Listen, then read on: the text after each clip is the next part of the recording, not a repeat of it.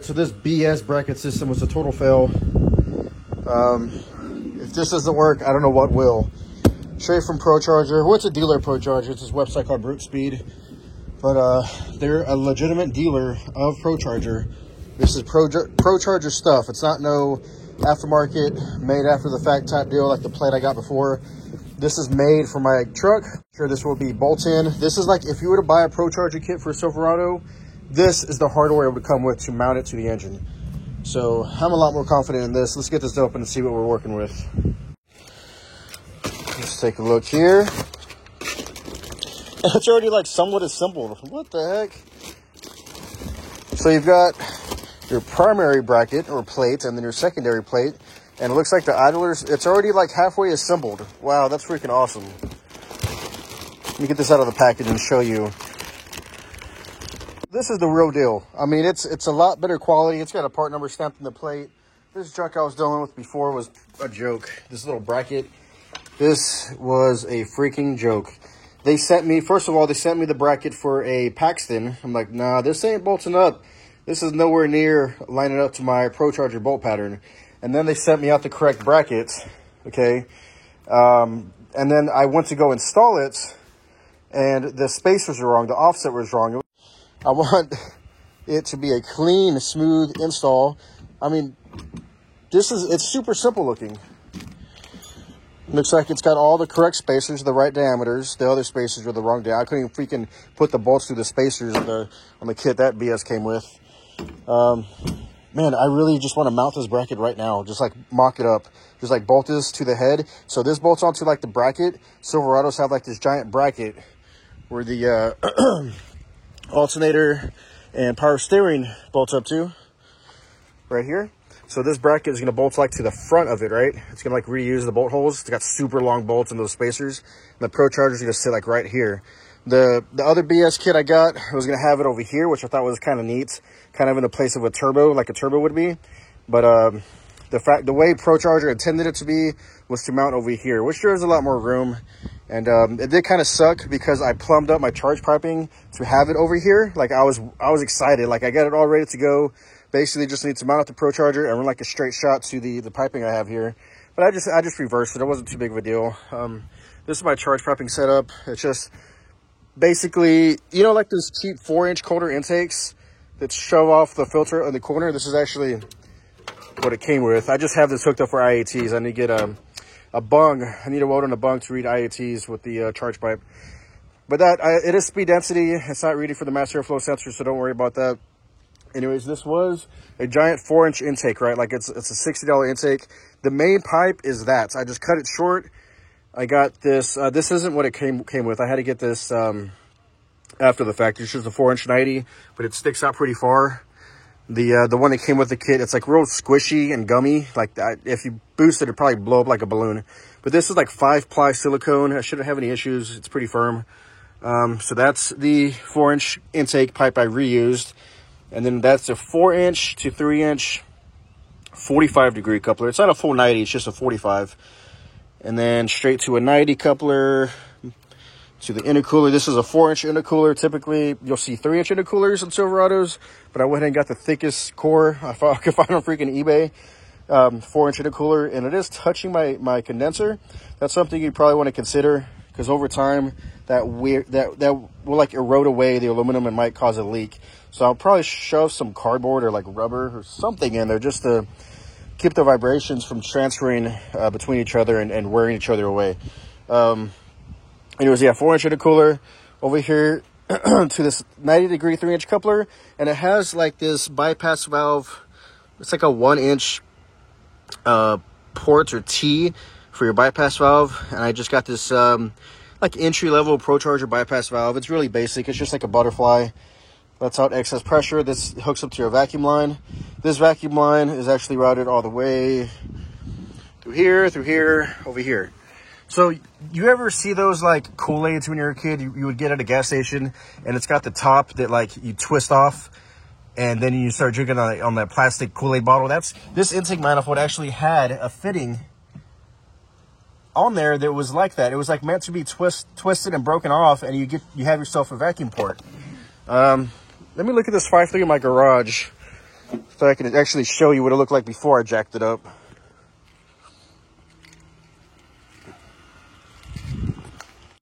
Yeah, check it out. So this is a stock 5-through manifold, and it's got this little tiny flapper deal. You just break this off, and bam, you've got yourself a 1/4-inch vacuum port. And it's even got a little rib there to grab the hose. So I thought that was pretty neat. So that's the vacuum source for my bypass valve, and I'll probably also tee into that line for my boost gauge.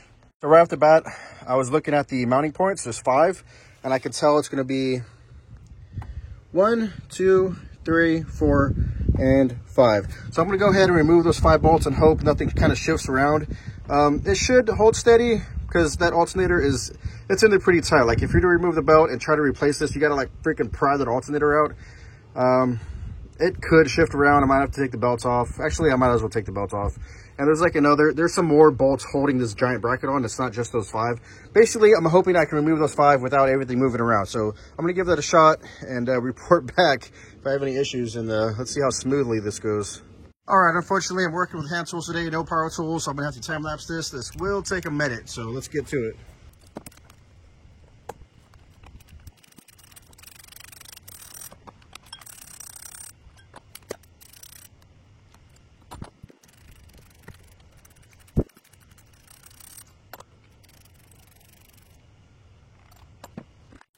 All right, there we go.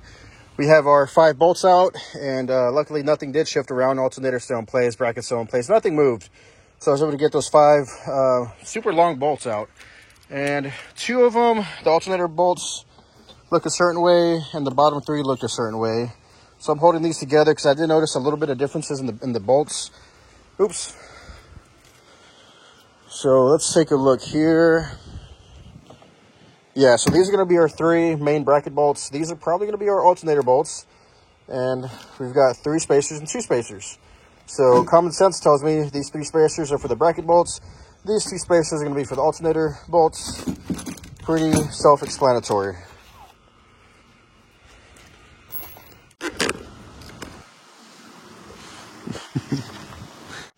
Are you recording us? Maybe. Yes, you are. Yes, I am. Okay, so here we go. Three main bracket spacers. Pretty sure I can get these installed and kind of set in place, and then I'll go and slide into alternator spacers. I don't know. I've never done this before. This is kind of going as I go. Let's get this bracket on there with these 3 unique looking bolts that I said common sense says, you know, they're for the bracket, but that could bite me in the butt. So let's get this lined up.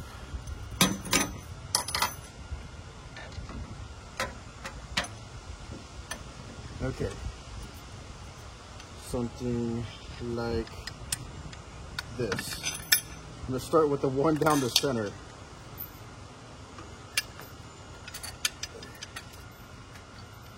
Okay, get that ran in a couple threads, and then we will start with 1. Oops.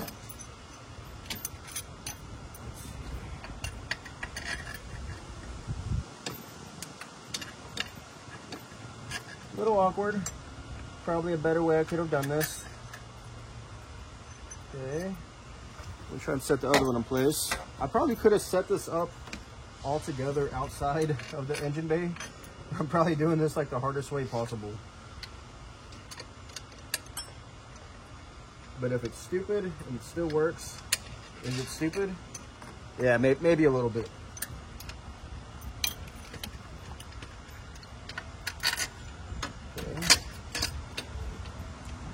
Second one.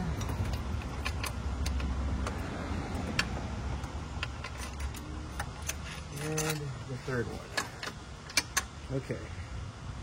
I hope this is a 15 millimeter, because I did not bring a lot of sockets home today. It's not, of course. Why would it be? Probably like a 16 or 17 or something goofy like that. It's even got the bolts for the freaking supercharger. These are the bolts for the bracket. What actually mounts the blower to the bracket and washers and everything. It looks so simple and like lacking, but it's got everything I need, like perfectly.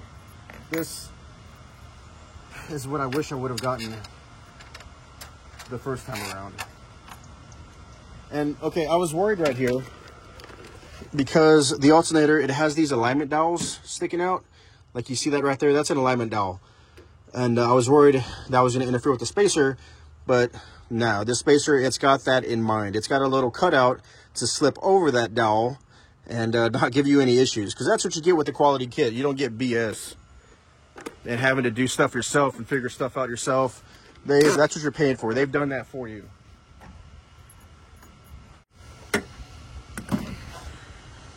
Okay, so in the middle of doing that, I had this little epiphany. I'm like, what if I get this bracket all the way installed and I can't get the belt on? So right away, I'm like, wait a minute, this doesn't look right. The belt has to be put on before the bracket. That might not be true with the longer belt, since I think it goes like through the idlers around the supercharger pulley. That might be different with the longer belt for the blower. But right now, all I'm doing is hooking up the bracket, mounting the blower. Tomorrow, I have I got a smaller pulley and the correct belt length come in from the same company, Brute Speed, authorized dealer Pro Charger. So for now, like I said, just bracket, supercharger, no belts. So I got the belt back on there because I still got to drive this freaking truck. Now I'm gonna put the bracket on there. Jesus. All right, now if for some strange reason you're wondering if you can mount up the Pro Charger bracket system and run your factory belts, surprisingly, it does work. It goes perfectly through all the spacers, doesn't make contact anywhere. Surprisingly, the stock Serpentine belt does snake its way through the bracket. Thought that was pretty neat. So that's the way I'm going to run it, at least for a couple days, until I get that pulley and the longer belt in, which is tomorrow. But I still got to find the time to actually install it. So now for what I've been waiting for is to actually set the blower in place. This is where it gets exciting. I've been waiting kind of a long time for this, honestly. I'm sorry I tried to cheap out on you. I'm sorry I tried to cheap out on you.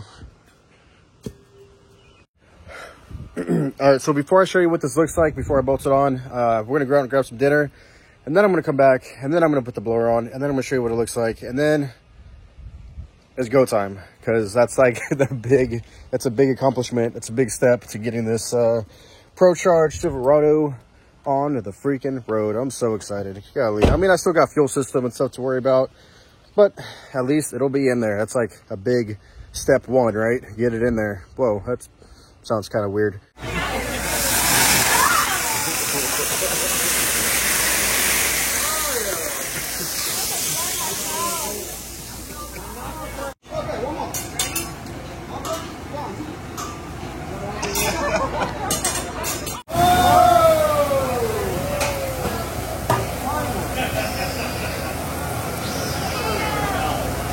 Alright guys, so here it is. It is installed, mounted, and I'm going to kind of just go over some pointers or some things I noticed and things I like about the kit.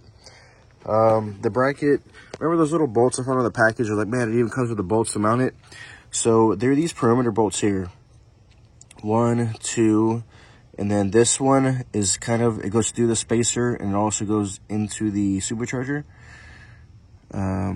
Same thing for this one.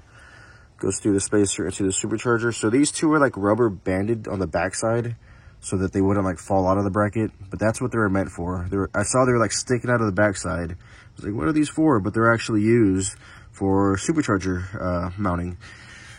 Okay, so let's count them all. We've got 1, 2, 3, and then you've got one hidden back there. 4, 5, 6. So you've got 6 mounting points. That's a lot. This thing is not going anywhere. It is, yeah, it's in there good. And then of course you've got your 5 main mounting points here. 1, 2, 3, 4, 5. And after I realized I had to put the belt back on, I was trying to mount this plate on with tension on the belt, and that didn't work out very well, because with tension on the belt and these bolts missing, this main bracket is actually moving, and you can't line up the bolt to catch the threads in the head. So yeah, just make sure, I mean, that's pretty obvious. I don't know why I even tried that. Just make sure you don't have any tension on this so that you can move the bracket around. And because the bolt's trying to go through the bracket, through this giant mounting bracket here as well, and the threads are actually in the head. So that's why the bolt is so long, because you're trying to grab the threads that are all the way in the head. So yeah, the bolt is like this long. That's a lot of stuff you kind of got to line up and make sure it's okay. Yeah, so as you can see, the offset on this pulley isn't right, because I actually got this Pro Charger off of a Corvette, off of a C7 Corvette, and the offset is just slightly off. So that's a part of the reason why I ordered a different pulley. I got the correct offset, and I thought while I was at it, I might as well get a smaller diameter pulley, which increases the boost, because the faster you spin a blower, the more boost it makes. And what's kind of unique about centrifugal blowers and Pro Chargers is the higher the RPM, the more boost. So it's like the more you spin it, the more RPM you give it, just the more it wants to just boost. So I got 3.85 diameter pulley on a stock crank pulley. Basically, okay, just with that pulley, I should be at least 15 pounds. That's what I'm going to be started off at, is 15 pounds. It's kind of a lot, but oh well. This wire might be an issue. This wire is for my electric fan. I might have to reroute that, because it went like around here. There was nothing here before and it was fine, but now it might be an issue. Let's see the discharge, where that ended up. So that's the discharge. Plan on running like a 90-degree coupler off of that. And somehow got to end up right there. So I got to kind of snake around the ECU. Shouldn't be too big of an issue to go from there to here. I'll figure that out later. Yeah, I guess that's going to be just about it for this video. If you liked it, subscribe. See you next one. Later.